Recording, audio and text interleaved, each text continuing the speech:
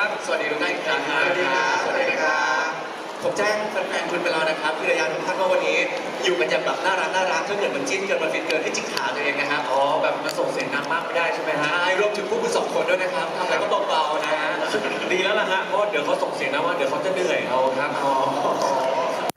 โอเคครับผมอันดับแรกนะเดี๋ยวให้แต่ละท่านแน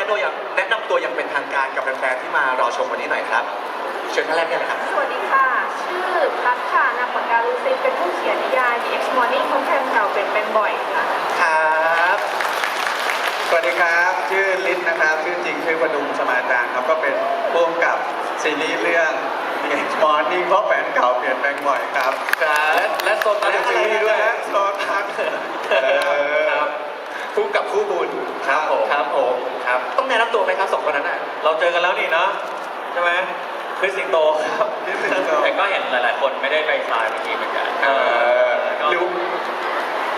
สิงโตครับสิงโตปล่อยครับยังต้องแนะนำตัวอีกใช่ไหมครับหรือว่าเผื่อจะมีแบบว่าท่านอื่นที่มาเดินชมงานหนังสือแล้วก็เดินมาเห็นเราอยู่หน้าเวทีนะครับผมวันนี้เรามาโปรโมทนะครับผมแล้วก็แนะนำนิยายนะครับเพราะแฟนเก่าเปลี่ยนแปลงบ่อย The X Morning นะครับผมกับพุ่มกับนักเขียนของเราแล้วก็คริสแล้วก็สิงโตนะครับก่อนอื่นเข้าเรื่องเลยดีกว่าถามคุณนักเขียนก่อนเลยนะครับผมว่าจุดเริ่มต้นของนิยายเรื่องนี้นะครับผมมันเกิดจากอะไรอยากจะให้คุณพันธ์นะช่วยเล่าให้ฟังนิดนึงครับอันนี้ก็คืออยากเล่าก่อนว่าอันดับแรกนะคะนิยายเรื่องนี้เป็นซีนอปซิสตรงกลางค่ะแล้วเราก็มีการพัฒนาเนื้อเรื่องร่วมกับคุณลิศที่เป็นร่วมกับว่าเราอยากให้ตัวละครและเนื้อเรื่องหลักเป็นยังไงมันจะมีแกนเรื่องแบบเดียวกันคาแรคเตอร์แบบเดียวกันเป็นชุดแบบนี้มาแล้วก็ให้นักเขียนครีเอทตามความถนัดแล้วก็ความเหมาะสมดังนั้นอินสปิเรชันที่เราต้องทำเนื่องว่าเพราะว่าปฐพีที่เป็นตัวเอกนะคะเขาเป็นนักข่าวเราก็เลยต้องไปทำกันบ้านว่าการเป็นนักข่าวหรือว่าการเป็นผู้ประกาศข่าวที่ดีต้องทำอย่างไรหรือว่าระบบการทำงานที่ดีที่เขาควรจะเป็นต้องเป็นอย่างไรบ้างแล้วสามารถมีฉากไหนบ้างที่เขาจะใช้ชีวิตแบบไหนออกมาแล้วก็สร้างความสนุกสนานให้เนื้อเรื่องด้วยแล้วก็ดูไม่เป็นการทำงานที่หนักเกินไปเพราะว่าอย่างหนึ่งที่เราจะได้คุยกันก็คือเรื่องนี้เป็นเรื่องของคนที่โตขึ้นมาแล้วไม่ใช่เด็กมหาลัยอยากให้มีพาร์ทของการทำงานที่สะท้อนวุฒิภาวะหรือว่าชีวิตการทำงานจริงเข้ามาด้วยแต่เราก็ไม่อยากให้มันเป็นนิยายเลิฟคอมเมดี้สนุกด้วยเราก็เลยพยายามบาลานซ์ตรงนี้ให้ออกมาสมดุลกันสนุกสนานได้แล้วก็มีพาร์ทอะไรให้อ่านน่ารักด้วยก็คือมีแก่นมาประมาณนึงแล้วก็พี่พันธ์เนี่ยก็เหมือนแบบว่าเขาเรียกว่าสานต่อจินตนาการเรื่องราวต่อแล้วก็ปรับให้ตัวคริสกับสิงโตเนี่ยมีความโตขึ้นใช่แต่ว่าตัวออริจินอลพล็อตและตัวออริจินอลคาแรคเตอร์จะต้องเป็นของแกนกลางเหมือนกันซึ่งตรงนี้เนี่ยคุณลิน่าก็จะเล่าต่อไปได้เลยครับผมและนี่นะที่มาที่ไปนะของตัวนิยายนะครับผมแต่ว่ามีนิยายแล้วนะครับแล้วก็ถูกปรับออกมานะครับผมให้มาเป็นตัวซีรีส์อันนี้ต้องถามพี่ลินแล้วครับว่าจากนิยายมาสู่ซีรีส์เนี่ยมีการเขาเพิ่มเติมหรือว่าทำให้มันสนุกขึ้นไหมหรือว่ามีอะไรเปลี่ยนแปลงจากตัวนิยายก็คือด้วยจุดเริ่มต้นคือมันมีทรีทเมนต์หรือว่าเป็นโครงเรื่องเดียวกันอะไรเงี้ยแล้วก็พอประชุมในทีมมันก็จะมีหลายคนนะคนก็จะเริ่มโยนกันละโยนไอเดียกันจากแรกนู้นนั่นนี่ผมว่าตรงนี้มันจะเป็นจุดที่น่าจะเป็นจุดทางแยกระหว่างซีรีส์กับนิยายเลยเพราะเวลาเขาคุยกันเสร็จปุ๊บเนี่ยอินพุตต่างๆนานาที่มันใส่กันเข้าไปเนี่ยมันก็จะเป็นพวกมุกพวกแก๊กพวกอะไรต่างๆนานาอย่างเงี้ยครับเขาต่างกันแน่นอนเรียกง่ายว่าดีเทลคือต่างเพราะฉะนั้นคือมันก็ปรับตามหน้างานด้วยเพราะอย่างคริสกับสิงโตเนี่ยก็อาจจะมีการแบบลูกเล่นอิมโพรไวส์อะไรบ้างอะไรเงี้ยใช่ไหมฮะครับเติมเข้าไปเรื่อยๆเพราะฉะนั้นอ่านนิยายแล้วมาดูซีรีส์ก็อาจจะได้อรรถรสที่แตกต่างกันแน่นอน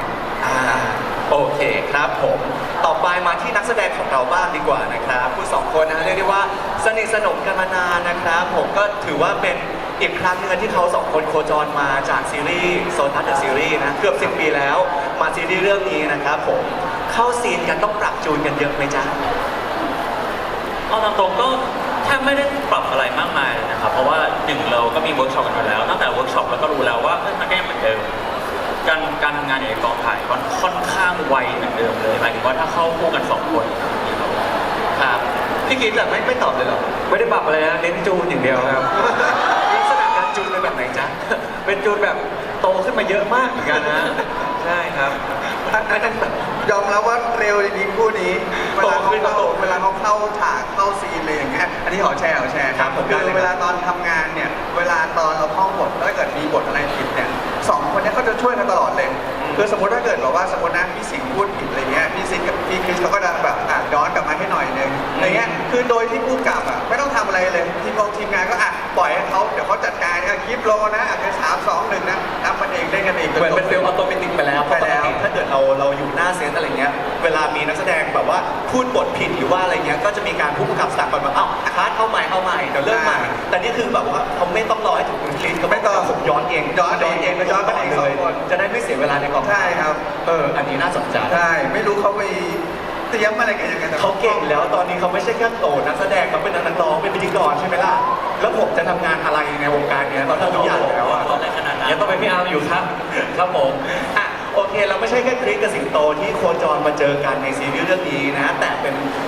พ่วงกับคนดีคนเดิมของเราด้วยนะจากโซตัสเดอะซีรีส์ได้กลับมาโคจรร่วมงานกันอีกครั้งหนึ่งเป็นไงบ้างครับ โอ้คิดถึงเลยแหละเพราะว่าเรียกง่ายว่ามันหลังจากโซตัสจบมัน6-7 ปีอะไรเงี้ยแล้วเราก็เรียกง่ายว่าเดินสวนกันที2 ทีเองไม่ได้ตึกอะไรอย่างเงี้ยแล้วก็ไม่ได้ร่วมงานกันแล้วพอจังหวะที่มาร่วมงานกันก็ต้องยอมรับว่าเหมือนเห็นตอนนั้นคิดอายุเท่าไหร่20 กว่า 19 20 ครับ อะไรอย่างเงี้ยนึกออกปะแล้วก็ ใช่ครับ โอ้พอเราเดินเห็นเขาโตขึ้น พัฒนาการ อันดับแรกก็ต้องบอกเลยว่าภูมิใจเรียกได้ว่าเหมือนน้องคนหนึ่งที่เรารู้จักมาตอนนี้เขาก็เดินไปไกลมากเลย เหมือนพี่เป็นคนทำคลอดเข้ามาเลยแหละครับ ก็ไม่ขนาดนั้น อะไรประมาณนั้น อะไรอย่างเงี้ยแล้วเราพอเจอเสร็จปุ๊บเราก็ดีใจอะไรอย่างเงี้ยได้กลับมาร่วมงานกันได้คุยกันอะไรกันอย่างเงี้ยครับ ครับผม จริงรู้สึกสบายใจมากที่ได้ทำงานกับพี่ลินเพราะว่าเราสองคนเราเข้าใจเองว่าปัตตภีกับตามตะวันเนี่ยเป็นตัวละครที่พยายามที่จะเรียนรู้จากตัวตนของคริสสิงโตในชีวิตจริงเอามาใส่ด้วยอะไรเงี้ยเพราะฉะนั้นเราสองคนก็จะมีความคิดเป็นของตัวเองอยู่ประมาณหนึ่งว่าเราอยากเล่นแบบนี้เราอยากเพิ่มบทตรงนั้นตรงนี้อะไรเงี้ยครับเพราะฉะนั้นเราเลยสบายใจที่เราจะบอกพี่ลินตลอดว่าผมรู้สึกว่ามันอยากเพิ่มตรงนี้นิดนึงหรืออยากปรับตรงนั้นตรงนี้ตรงอะไรนิดๆหน่อยๆ กล้าที่จะพูดคุย ใช่ เพราะเคยร่วมงานกันมาแล้ว แล้วด้วยความที่พี่ลินใจดีมากด้วยครับ ใช่ จะมีความรับฟังเราอยู่สูง พี่ลิน มาก คือพ่วงกับที่ใจดีมาก ใช่ ใจดีกับพวกเราตั้งแต่สมัย โซ เรา ตัส เป็น แล้ว นักแสดงครั้งแรก อืม พี่ลินก็ให้โอกาสเราแสดงความคิดเห็นเกี่ยวกับตัวละครเพราะ ครั ว่า บ เราเวิร์กช็อปกับตัวละครมาค่อนข้างนาน ครับ ที่จะฟังเราตลอด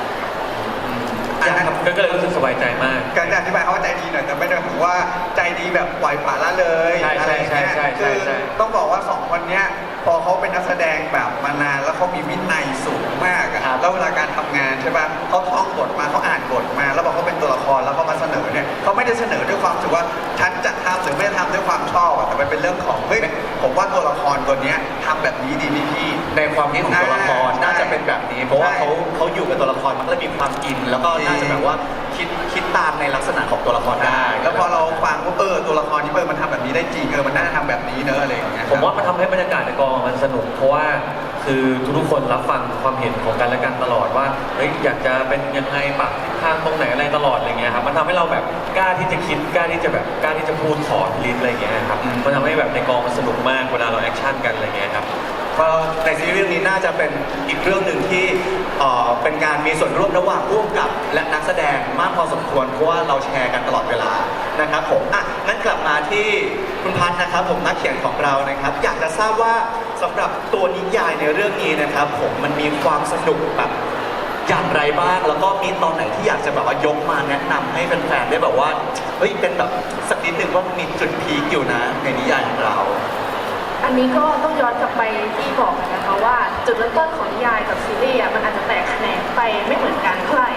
ซึ่งตรงเนี้ยสิ่งหนึ่งที่เราชอบมากคือคาแรคเตอร์ตั้งต้นระหว่างตามตะวันกับปัตตภีเป็นคนที่ไม่มีใครเสียเปรียบกัน เป็นคนที่ค่อนข้างเท่ากัน พวกเขาทันกันพวกเขาฉะกันได้ พวกเขาคุยกันได้แล้วก็รักกันได้ มันเลยทำให้พาร์ทการเขียนค่อนข้างสนุกสนานคือบางคนได้อ่านแล้วเนาะบอกว่าอ่านคนตีกันก็ขำแล้วเราเองเขียนตอนเขาตีกันเราก็ขำเหมือนกัน เพราะว่ามันเป็นความรอมคอมที่ทันกันแล้วก็น่ารักอยู่ในนั้นคือพวกเขาไม่เคยทะเลาะรุนแรงกันจนก็จะมีบ้างแต่ว่าโดยรวมแล้วมันเป็นอยู่บนพื้นฐานของคนที่มีความหวังดีต่อกันโดยลึกๆแล้ว แม้ว่าปากจะพูดยังไงก็ตามมันก็เลยทำให้เรื่องเดินไปอย่างค่อนข้างสนุกสนานจุดหนึ่งที่เรา ในตอนที่เขียนตัวละครก็คือมุมมองหนึ่งของปัตตภีที่พูดถึงตามตะวัน อันนี้คือเป็นภาคนิยายนะคะต้องขอย้ำอีกที ครับ ภาคนิยายนะจ๊ะทุกคน นิยายนะคะ ก็คือตัวคาแรคเตอร์ของปัตตภีตามความตัวละครนะคะตัวคาแรคเตอร์ของตามตะวันในความเห็นของเราอ่ะเขาจะเป็นคนที่ค่อนข้าง perfectionist แล้วก็ชอบความสมบูรณ์แบบ อยากจะจัดการทุกอย่างให้เรียบร้อยด้วยตัวเอง โดยที่ไม่ต้องขอความช่วยเหลือจากใคร ซึ่งตรงนั้นมันทำให้เขาค่อนข้างที่จะเป็นคนแบกรับปัญหา อยากจะเก็บทุกอย่างปัญหาทุกอย่างไว้เป็นนายทำได้ทุกอย่างนายแก้ได้ทุกอย่างนายยอมคนคุณทำให้คนทุกอย่างโดยที่ไม่รู้ว่าตัวเองอ่ะไหวไม่ไหว จนถึงจุดหนึ่งที่ปัตตภีบอกเขาว่าเขาไม่ได้อยากได้ดวงตะวันที่สมบูรณ์แบบ เขาอยากได้ดวงตะวันที่เป็นของเขาคนเดียวประมาณนี้ จิกขาวให้จัดทุกคนไปจิกขาวให้ผมฟังแล้วถึงเลย อันนี้ภาพนิยายนะคะ ภาคนิยายในวงเล็บเพราะฉะนั้นต้องอ่านนิยายด้วยแล้วมารอดูซีรีส์ ซื้อนะคะซื้อ ขอ นะ ง คะ จริงนะครับ ก็คือน่าจะเป็นช่วงนี้ที่รู้สึกว่าเราเป็นคนเขียนเองเรารู้สึกว่าอินกับประโยค ใช่ นี้ เพราะเรารู้สึกว่ามันสะท้อนความเป็นตามตะวันและสะท้อนความเป็นปัตตภีตามตะวันมักจะมองว่าตัวเองเป็นซัพพอร์ตแมนที่อยากจะดันหลังปัตตภีทุกอย่าง แต่ในความจริงแล้วอ่ะเขาไม่รู้ตัวว่าปัตตภีเป็นเสาหลักทางจิตใจของเขาที่ทำให้เขาฟันฝ่าทุกอย่างได้ ปัตตภีก็เลยกลับมาซัพพอร์ตตามตะวันในจุดนั้นว่าเขาอ่ะอยากได้ตามตะวันที่เป็นของเขาจริงๆที่เป็นตัวของตัวเองจริงๆไม่จำเป็นต้องช่วยเหลือเขาขนาดนั้นไม่จำเป็นต้องคอยตามใครตรงนี้เป็นจุดที่ตอบโจ เหมือ ท น ย์ จริงๆแล้วอ่ะคือในความเดียวไม่อยากให้ใครดันใครคืออยากจะซัพพอร์ตกันทั้งสอง อยาก ฝ่า จะ ย ไปด้วยกัน มันก็เหมือนฟันเฟืองอะใช่ไหมมันกลับเข้ามาสู่เรื่องเกียร์เหมือนเดิมอะเนาะดังนั้นมันแบบว่ามันต้องแบบหมุนไปด้วยกัน ค่ะ เพราะฉะนั้นจุดตั้งต้นของเรื่องนี้ก็เลยไม่มีใครเป็นเคสเป็นนิสัยแบบเราขนาดนั้นสำหรับเรานะ ต้องปล่อยให้จินตนาการให้ผู้ชมเป็นคนจินตนาการเองนะครับอ่ะกลับมาที่พี่ฤทธิ์ครับผู้กำกับของเรานะครับผม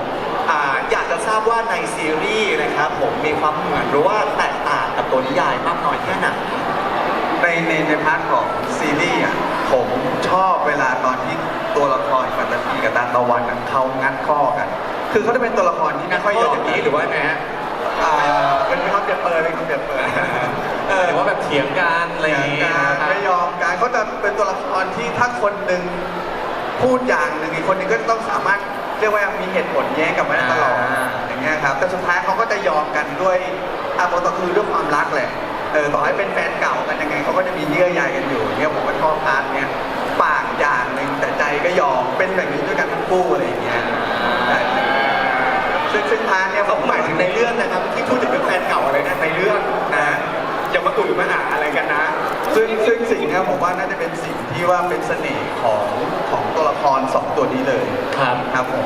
ก็รอดูก็อาจจะมีอะไรที่เป็นแบบว่าแก๊กหรือว่าเป็นสิ่งที่เพิ่มเติมมาจากตัวนิยาย ก็น่าจะสร้างสีสันแล้วก็ความน่ารักให้กับผู้ชมได้นะครับผมมาที่เคลียร์สิงโต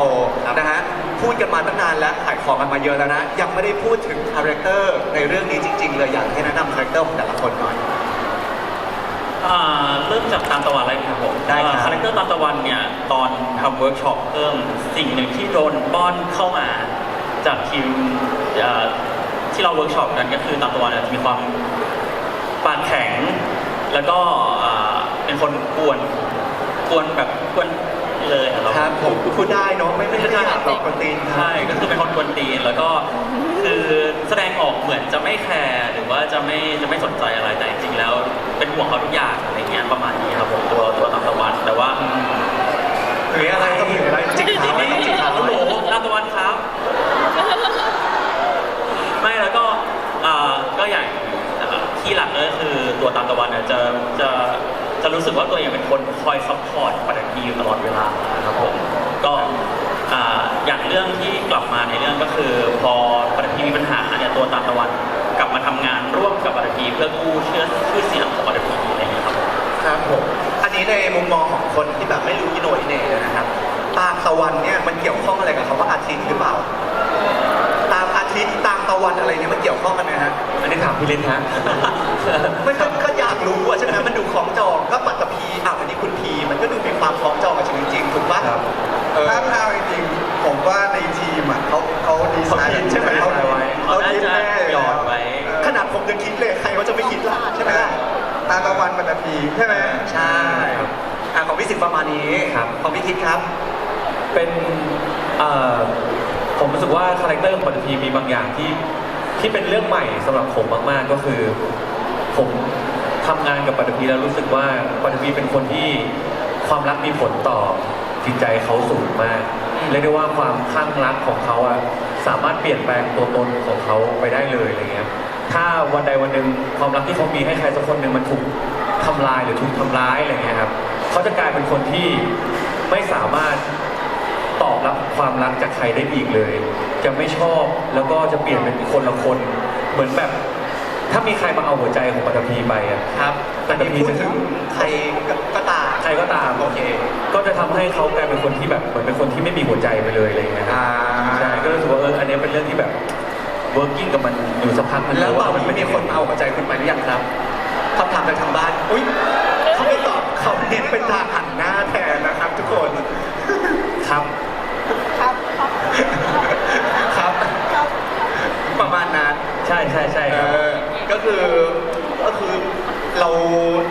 ถ้าเกิดเรามั่นใจว่าจะยกใจให้ใครก็อยากจะให้เขาคนนั้นเลยถ้ามันไม่ใช่ ซึ่งถ้าเขาคนนั้นแบบทำร้ายความรู้สึกของเรา เราจะกลายเป็นคนที่ตั้งแง่กับทุกคนบนโลกเลยอะไรอย่างเงี้ยครับคือเขาเปลี่ยนไปได้เลยเพราะความรักของเขาอะไรอย่างเงี้ยครับ ครับโอเคครับแล้วก็อันนี้ตามพล็อตเรื่องนะครับผมก็คือพี่สิงโตเนี่ยเป็นแฟนเก่าที่กลับมาช่วยพี่คริสปรับข้ามรักจากเหตุการณ์ที่ไม่คาดฝันที่เกิดขึ้นนะฮะถามในมุมมองของคุณสองคนดีกว่าคิดว่าการทำงานร่วมกันกับแฟนเก่าเนี่ยมันทำได้ไหมมันยากไหมนะครับเอาในมุมมองคุณสองคน ผมชอบคุยเรื่องพวกนี้มากเลยครับ ทำไมครับ คุณว่าคุณสามารถทำงานกับแฟนเก่าได้ไหมครับ เอ้ยผมรู้สึกว่าการทำงานกับแฟนเก่าได้อยู่แล้วไม่มีปัญหา ได้อยู่แล้ว ได้ มืออาชีพ มืออาชีพ เราก็ทำงานอะนะ ก็ทำงานกับแฟนเก่าไม่มีปัญหาอะไรทั้งนั้น ครับแล้วกลับไปคบกับแฟนเก่าได้ไหมครับ ก็ต้องดูว่าเลิกกันดีแค่ไหน ถ้าเลิกกันโอเคหน่อยก็ ถ้าเลิกกันโอเคหน่อย รีเทิร์นได้ไหม ก็อาจ รี จะ เทิร์น ได้ อ๋อ สิงโตตอบไปเลยดูก่อนว่ามันทำตัวยังไง ขอดูก่อนแล้วกัน ดูก่อนว่ามันเป็นยังไงนะมัน ใช่ จะไม่เหมือนกันนะ เพราะว่าสุดท้ายแล้วใจอ่ะถ้าใจตัวเองจริงๆอ่ะไม่ชอบรีเทิร์นแต่ถ้ามันตรงจริตหรือว่ามัน มันน่ารักไหม มันคนนี้จริงๆอ่ะก็รีเทิร์นเถอะอะไรอย่างเงี้ย ครับ ครับ แล้วพี่กิ๊กไม่ตอบเลยเหรอครับ คำถามว่าไงนะครับพี่อาร์ม คุณสามารถทำงานร่วมกับแฟนเก่าได้ไหมครับ ไม่ได้หรอก ได้ครับ แต่ว่าอาจจะแบบไม่เพียว100%ดีกว่า ต้องขึ้นอยู่กับว่าการเจอเขามันสร้างความรู้สึกอะไรในใจให้เรามากน้อยแค่ไหนใช่ เพราะว่าถ้าเกิดมันมีผลมากเกินไปอะไรเงี้ยก็อาจจะทำได้แต่ทำได้ไม่ดีมากนะไม่เพียว100%อะไรเงี้ยครับ แล้วถ้าแฟนเก่านะฮะตกลงปรงใจกลับมาเป็นแฟนปัจจุบันแล้วจะทำงานร่วมกันได้โอเคใช่ไหมค มัน รับ จะดีขึ้นเป็นอย่างมากนะ จริงเหรอในมุมมองผมว่าถ้าเกิดว่ากลับมารักกันแล้วเนี่ยทำงานน่ะน่าจะแอบยากขึ้นปะ ทำไมอ่ะมันเกรงพี่เดสเหรอ เพราะมันจะมีความรู้สึกว่าเราจะเกรงใจแฟนเป็นพิเศษ เอ้ย ถูกป่ะแล้วก็เวลาจะทำอะไรก็จะเริ่มแบบไม่กล้าใช้แฟนอะไรเงี้ยใช่ป่ะมันจะมี เว ความ ลา คิด สิ ห ง นึ่ง โต เนี่ย พูดคำว่าแฟนมันดูนวยๆก็ไม่รู้เป็นกล้าใช้เลย ไม่กล้าใช้แฟน ก็เลยรู้สึกว่าถ้าเกิดเราเป็นแฟนกันเราทำงานด้วยกันจริงๆน่าจะยากกว่านิดนึงแต่ไม่น่าจะมีปัญหาอะไรมาก โอเคงั้นเราไปที่ประเด็นต่อไปดีกว่าครับผมเห็นพี่ลินยิ้มนะครับ ใช่ แอบผมยิ้มเบาๆตลอดเลยนะครับ ก็งั้นถามว่าถ้าเกิดทำงานกับแฟนนี่ทำได้ไหม ได้ ได้อยู่แล้ว แค่แบบว่าอาจจะยากกว่านิดนึงแต่ว่าทำได้ทำได้ ผมรู้สึกว่ามันทำให้แบบมีแรงจะทำงานอ่ะ เพราะว่าคนที่รักอยู่ใกล้ๆอะไรเงี้ย ซึ่งพี่กสิกไม่เคยมาสายบอกให้นะครับพี่กสิกไม่เคยมาสายเลย มาพร้อมกันไงอ่ะมันเลยนำพามาสู่คำถามต่อไปครับมันจะมีประโยคนึงนะที่น่าสนใจมากๆนะครับเขาพูดเลยว่าถ่านไฟเก่าจุดถ่านเก่ามันจุดไฟติดง่ายกว่าถ่านใหม่สำหรับคุณสองคนเนี่ยคิดเห็นอย่างไรกับประโยคนี้ครับฟิลถ่านไฟเก่าอ่ะมันจุดติดง่ายกว่าถ่านใหม่คิดเห็นยังไงกับประโยคนี้ครับ ขึ้นอยู่กับคุณภาพของถ่านเก่าอันนั้นด้วยนะฮะใช่ถ้าถ่านเก่าอันนั้นมันยังคงคุณภาพที่ดีอยู่ก็อาจจะจุดติดง่ายก็ได้ครับใช่ครับ พี่สิงห์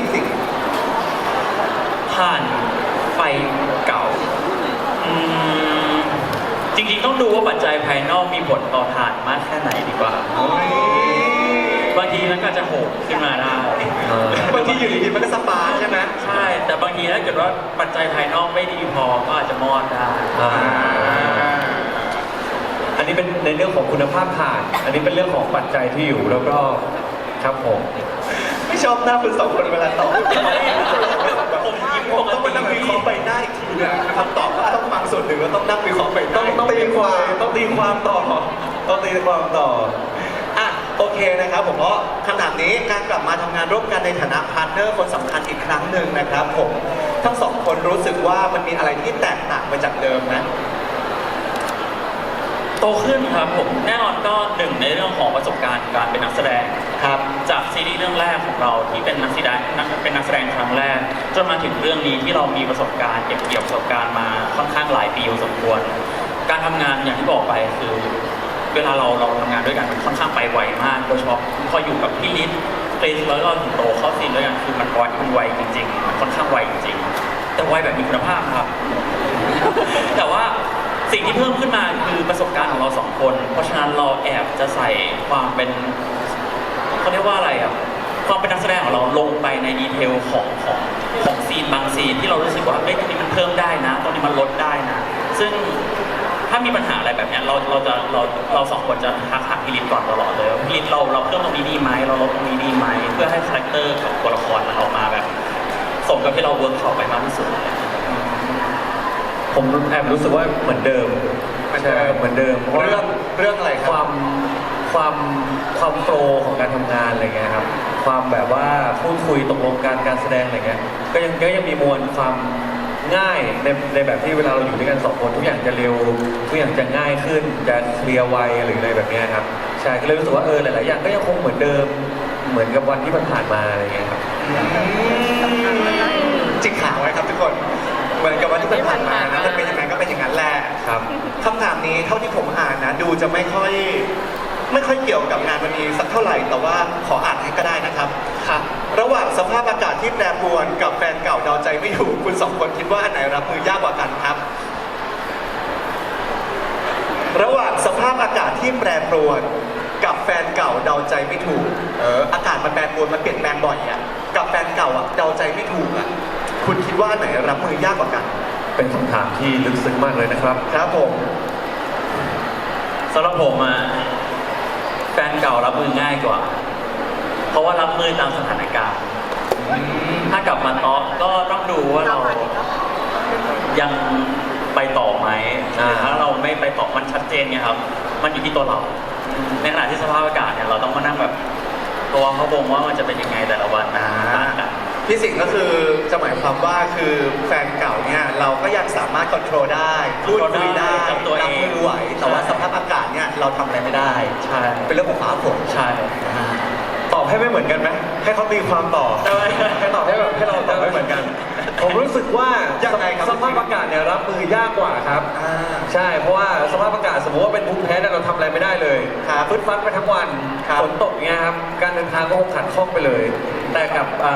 แฟนเก่า ผมรู้สึกว่า ชี้อะไรเมื่อกี้ชี้อะไร แฟนเก่าเราพูดถึงแฟนเก่าไหมนะใช่ไหม ใช่ ผมรู้สึกว่าอันนี้ก็ไม่ได้ยากแต่ว่ามันก็ไม่ได้ง่าย เพราะบางครั้งแบบ เราอาจจะไม่ได้รู้ใจตัวเองดีมากเท่าไหร่ด้วย เราอาจจะรู้สึกว่าเอ้ยเราไม่อยากเจอเราไม่อยากคุยไม่อยากอะไรอย่างเงี้ยแต่ว่าเวลาเขาเดินผ่านก็มองเงี้ยไม่ออกไหมมันก็มีความแบบยากง่ายในแบบของมันเหมือนกันเนี่ย เขามองยังไงนะ มอง เขาเดินผ่านเขาเดินผ่านคุณ มันไม่ได้ความทะเลาะกับตัวเองเยอะเวลาเจอแฟนเก่าอะไรเงี้ยว่าแบบเอาไงดีวะจะคุยดีไหมวะไม่อยากคุยหรอกฉันไม่อยากคุยแต่สุดท้ายก็คือแบบพยายามเอาตัวเองไปอยู่ใกล้ๆเขาอะไรเงี้ยครับ อันนี้แต่เป็นคำถามเปรียบเปรยเฉยๆนะครับ ใช่ ไม่ได้คำว่าแฟนเก่าแฟนใหม่ในชีวิตจริงนะครับไม่ใช่คำถามเปรียบเปรยเฉยถ้าหากเจอเหตุการณ์แบบนี้คิดว่าเหตุการณ์ไหนรับมือยากกว่ากันเฉยๆ ครับยากทั้งคู่เลยครับ โอเคนะครับมาถามผู้กำกับกับนักแสดงของเรานะครับผมอัปเดตกันหน่อยนะครับว่าตอนนี้เนี่ยซีรีส์เนี่ยถ่ายไปถึงไหนแล้ว เกินครึ่งแล้วครับ ใกล้แล้ว ครับ เกินครึ่งก็คือใกล้ที่จะปิดกล้องแล้วนะเพราะเราวางแผนกันว่าเราอยากปิดให้ทันก่อนสงกรานต์ อุ้ยตั้งอีกนิดนึงก็สนุกแล้ว ใช่ ครับ ซึ่งเดี๋ยววีคนี้ก็จะมีวีคที่ถ่ายหนักกันหน่อย หนักมากฮะ ใช่ถ่ายติดๆกันเลย ติดๆกันเลย ได้ก็คิดว่าน่าจะได้รับชมกันเร็วๆนี้ครับแต่ว่าล่าสุดมีสายรายงานมาว่า คุณสองคนนะเพิ่งได้ถ่ายฉากเลิฟซีนกันไปเป็นยังไงบ้างจ๊ะสปอยสักนิดหนึ่งเริ่มที่พุ่มกับก่อนดีกว่าเพราะว่าเป็นคนเห็นผ่านมอนิเตอร์และตาทิพตาเขาเรียกอะไรตาหนึ่งนะ มันเขาเรียกไงว่าย้อนไปคำถามว่าพอได้กลับมาทำงานกันอีกทีที่บอกเหมือนเดิม ผมรู้สึกว่าเปลี่ยน เพราะว่าเวลาเขาเข้าซีนเนี่ยก็ไหลลื่นแล้วพอเจอซีนเลิฟซีนเนี่ยลื่นกว่าเดิมอีก มันลื่นเลยเนาะ คือแบบบางทีในบทเนี่ยมันเขียนอยู่แค่บรรทัดเดียว เดียว แต่เขาเติมได้เลยเขาไหลลื่นแบบ ผมก็ไม่สั่งคัดนะ ผมก็นั่งดูแล้วก็นั่งจิ้มมันเหยินอยู่หลังมอเว้ยเหยิน เหยินอยู่ เหยินอยู่เขาแบบไปเรื่อยของเขาอะครับ เขาไม่มีค้างไม่มีเขินอะไรกันเลยเหรอครับ วันนี้ไม่แน่ใจแต่เขาโฟล์มาก อันนี้คือถือว่าเป็นเลิฟซีนที่ดิปล่อยได้เลย มันแบบมันดุเดือดขนาดไหนครับผมอยากรู้ ก่อนที่จะดูเดือนบางทีเขาก็จะมาบอกว่าพี่เดี๋ยวผมทำให้ดู ก็จะมีเหมือนกันผมทำให้ดู มีเสนออีกจริงไหมครับคุณกรีนครับ ก็พวกเราก็โตกันแล้วอะเนาะอะไรเงี้ยแล้วก็มันเอาจริงๆผมรู้สึกว่ามันสนุกในการที่เราจะตกลงกันว่าเราจะทำอะไรในซีนเลิฟซีนบ้างอะไรเงี้ยครับแล้วก็เราอาจจะเบื่ออะไรเดิมๆแล้วที่เราเคยทำมาก็อยากใส่อะไรให้มันแปลกใหม่เข้ามาหน่อยอะไรเงี้ยครับก็เลยดีไซน์กันมันมาก เยอะมากหมายถึงว่าเลิฟซีนเยอะจังนะมันเยอะนะ เราชอบไหมล่ะ แต่กลัวจะเยอะเกินไปกลัวแฟนๆเขาจะไม่ชอบไง เล็กคอร์ดหน้าจอเวอร์ แต่ว่าเราสองคนก็ยังทำเหมือนเดิมก็คือ ตั้งแต่สมัยโซตัสแล้วที่เราจะดีไซน์ซีนเลิฟซีนต่างๆ พอสมควรก็รอบนี้เราสองคนก็ดีไซน์เลิฟซีนของตัวเองเหมือนกันพอสมควรก็ไปดูแล้วกันครับว่าคิดดีไซน์ซีนไหนผมดีไซน์ซีนไหนลองดู มันจะมีอะไรใหม่ๆที่ผมว่าทุกคนไม่เคยเห็นเลย ในการเลิฟซีนของผมกับพี่สิงห์มาอะไรเงี้ยใช่ไหมพี่ลินมันต้องไม่มีอ่ะอันนั้นนะ ได้ไงว่าดีไซน์กันใหม่ ครับผม นั่นแหละ เราติดตามดูนะครับ ยังไงก็นี่เราก็ยิ้มอยู่หลังมอนิเตอร์ไม่มีอะไร โอ้ยจริงเหรอพี่ จริงๆไหลซิต้องเรียกว่าเยอะจริง เยอะมากเยอะมากครับผม อ่ะเราฟังอะไรอย่างงี้เราก็อยากดูเร็วๆเนาะใช่ไหมนะครับผมก็อยากนั่งฟันเหยียบอยู่หน้าทีวีกันมาเลิฟซีนกันอะไรอย่างงี้โอเคนะครับผมอ่ะงั้นเดี๋ยวสุดท้ายนี้นะครับเดี๋ยวจะให้ทางฝั่งของตัวนิยายฝากนิยายของเราหน่อยเพราะว่าตอนนี้นะก็จำหน่ายเรียบร้อยแล้วนะครับใครที่ยังไม่ซื้อก็สามารถซื้อได้ที่บูธ MTV นะครับฝากตัวนิยายหน่อยครับ ก็อยากให้ทุกคนลองชิมปัตตภีและตามตะวันในรูปแบบทั้งนิยายทั้งซีรีส์ต่อให้ซีรีส์คุณลิศจะปล่อยมาก่อนแล้วว่าเหยินมากนิยายก็เหยินไม่แพ้กัน เพราะว่าเราเน้นซีนรักกุ๊กกิ๊กมากกว่าที่จะเป็นซีนซีเรียสเนาะเพราะฉะนั้นอ่านกันแบบสบายๆได้เลยแต่ระวังข้อมืออย่างเดียวนะคะ ทำไมครับ หนามาก อ๋อมีใครอ่านจบแล้วไหม หนามากจริงๆ มีใครอ่านจบแล้วไหมในที่นี้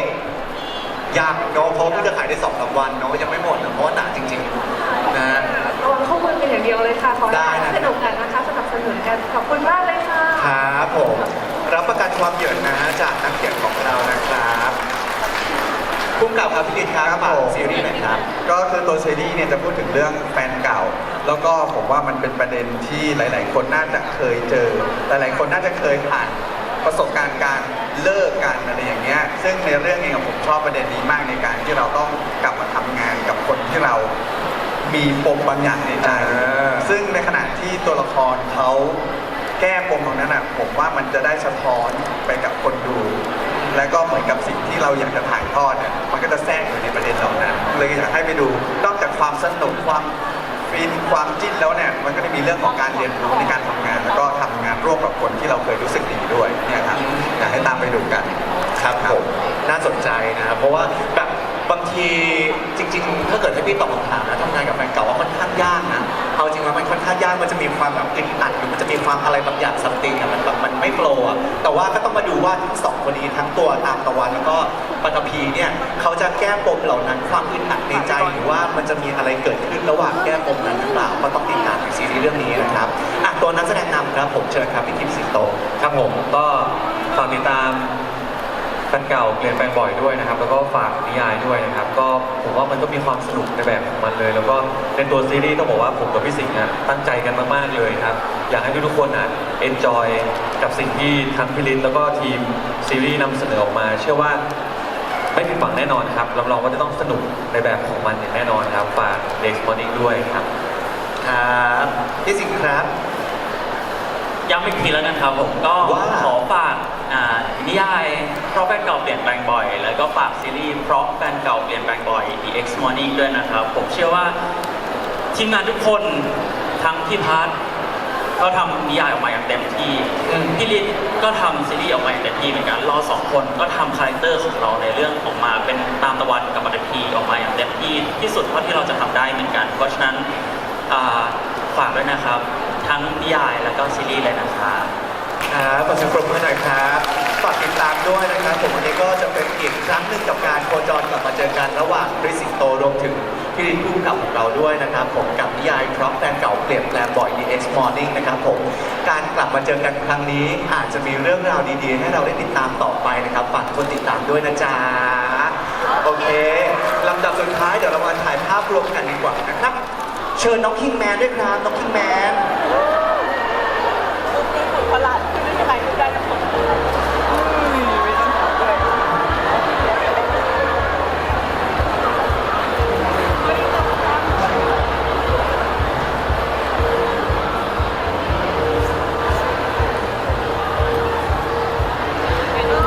อยากได้แบบไหนบ้างครับ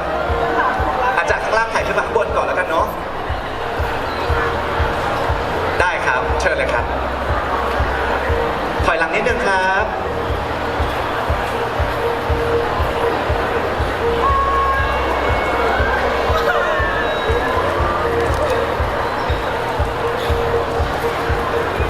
โอเคครับขออีกหนึ่งกล้องครับ ขออีกหนึ่งกล้อง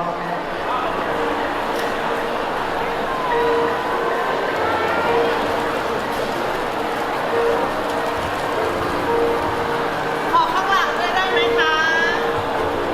เดี๋ยวนะ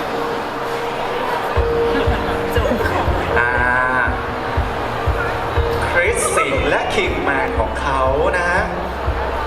ฝากน้องด้วยนะครับ ดุกดิกเกิน ขอข้างล่างด้วย ได้ครับเป็นเซลฟี่จากบนเวทีลงไปนะครับ เป็นวีฟี่นะจ๊ะ วีฟี่ ข้างล่างจะยิ้มหวานๆเลยนะจ๊ะ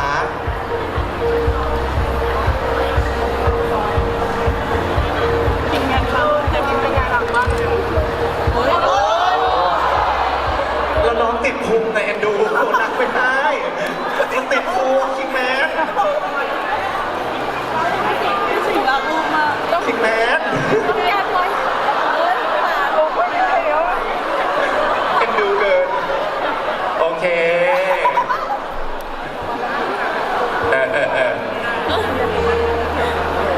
ได้ครับ โอ๊ยพ่อมันไม่รักหลาน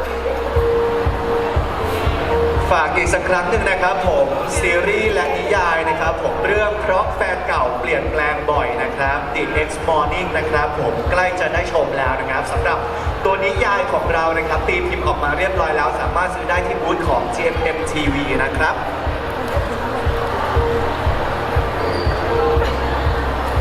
มีใครมีหนังสือนิยายโชว์มาแล้วเหรอ1 2 3โอเคครับ น้องพูด วิดีโอครับ น้องพูด ข้างหลังปกไม้ปกมือหน่อยจ้า